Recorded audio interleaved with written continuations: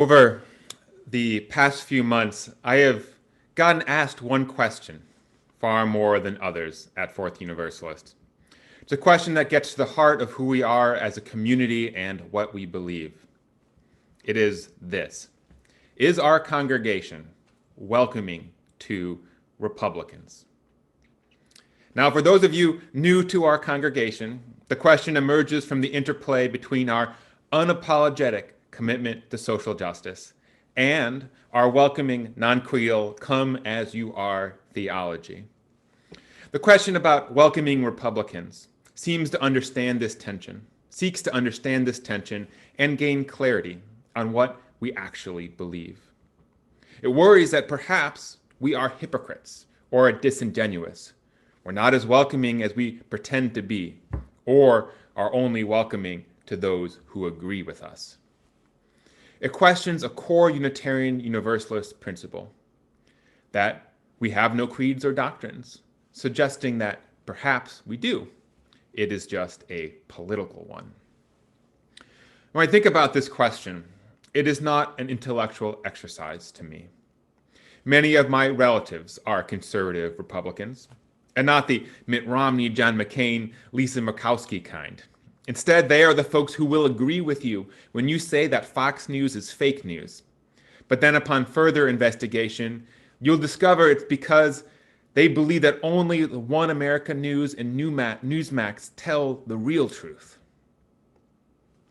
Some of these family members have walked among us at Fourth Universalist and will no doubt walk among us again. So when I think of them milling around coffee hour, meeting you all, I think it's crucial to be clear what kind of welcome we are talking about. It's first and foremost important to realize it's not about social etiquette. I would expect Unitarian Universalists to engage with respect and civility to anyone who enters our religious home, presuming that they are respectful and civil and non-threatening in return. If someone is kind and not making people feel unsafe and not displaying toxic beliefs, they should be treated well. It's hard to know, of course, what people actually believe, and we can't police what is on people's heart. We can only put expectations on actions and behaviors. But we do know that welcoming people is not about social niceties. The true meaning of welcome goes much deeper than that. It means not just to treat someone with friendship, but I think to offer the change for them. We talk about this in terms of our anti-racism work. Welcome doesn't mean just being nice to people of color who come to Fourth Universalist. It means white people giving up meaningful power and the congregation being willing to actually change to be less embedded in whiteness. It's about recognizing that when many in the congregation say us or we, they really mean those of us who are white or those with certain privilege, and then being willing to redefine us and we and what those words mean in order to de-center whiteness and privilege. Real welcome means being willing to be changed by those you welcome. So I've struggled with that kind of welcome, with conservatives, with my family, and in my role here at Fourth Universalist. On my very first Sunday with you at Fourth Universalist 5 years ago, my eventual conservative in-laws were visiting New York and were planning to come to that service. I was nervous already. It was my big debut.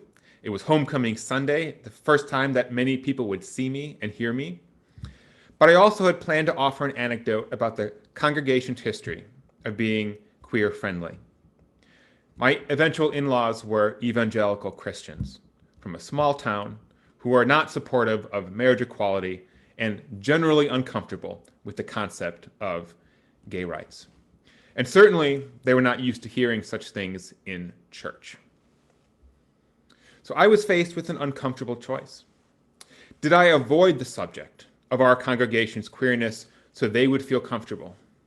That way I could avoid tension and conflict. Or should I go ahead and preach my convictions, but make them uncomfortable, risk alienating them, or even have them judge me? if it seems like there is an obvious and morally correct choice, that of course I would preach what I believed in.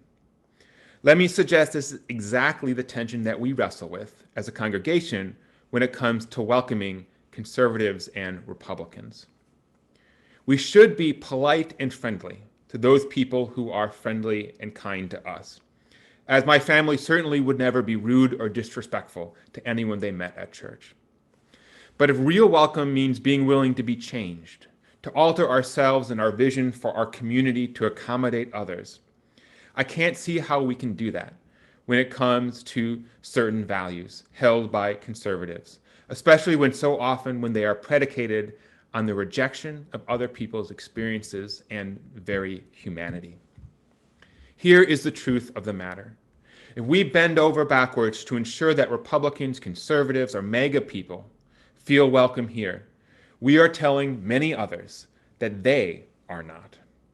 If, for example, we curb our language about white supremacy because we are told it is too divisive, we are no longer welcoming of those who experience white supremacy every day. If we muzzle ourselves from calling out microaggressions because we don't want someone to feel uncomfortable about being called out, we fail that person who has been aggressed. If we resist about talking about pronouns or degendering bathrooms, we are choosing to care more about the discomfort of those holding hurtful beliefs than the safety and comfort of trans and non-binary people. The unfortunate truth is that we cannot have it both ways. And cynically, it might appear to be picking some people over others. But it actually means that we are serving something higher than any one person, higher than anyone's comfort level. We serve human beings first and their right to freedom and safety and dignity. I do not believe that Republicans or conservatives or MAGA people are in danger of having their rights denied or their humanity denied at Fourth Universalist. They may feel uncomfortable, but they do not feel unsafe. Their discomfort is really about losing control, no longer having their feelings automatically privileged or centered above the needs of others. Religious liberalism at its very core is about something greater than the mere collection of different values and beliefs. It's more than making people just feel comfortable and cozy on Sunday morning. I said before, and I said it earlier in this service, that UUs can often believe anything that they want, so long as their beliefs are bound by love and justice. It's very easy, I think, to focus on the first part of that, the we have the freedom part. But the love and the justice part is not a throwaway line. It's the key to the boundaries of our faith. If you aren't for love and justice, collective liberation for all, then you will have a hard time feeling welcome in a true way with us. We should not feel bad about this. Unitarian Universalists should not feel bad about this. These are the guiding principles and virtues of our faith tradition. These are principles that can and have changed the world. They are more important than political diversity, than just collecting a variety of beliefs all under the same roof. It's not about politics or parties, but about religious values. Values that call us to kindness and understanding of difference, of course, but also the boldness, systemic change, and the subversion of privilege and power. If you believe in those values, then this is the place for you. If this feels uncomfortable, we hope you'll consider sticking around to learn and grow with us, because we all feel, no matter where we are on the political spectrum, uncomfortable and challenged by the evolving wisdom around love and justice. This is a place for those things, but it is also a place of grace and transformation and learning. And if this feels irreconcilable, we accept that, but it is not fair to expect our community to change the heart of who we are. Whether you are a liberal or conservative, Democrat, Republican, or independent, just know this: the work of justice cannot be sacrificed for the comfort of the privileged, because then it is no longer just. The safety of those on the margins will be prioritized, because if they are not, then they are not safe and they are not welcome. The mission of this congregation, if we are true to ourselves, will always be about liberation. Liberation for each of us and each other and the world. Not guided by politics, but principles, love and justice for all. This is what we do. It is beautiful, it is life-giving and transforming. Let us always be bold in living it, today and always. Amen.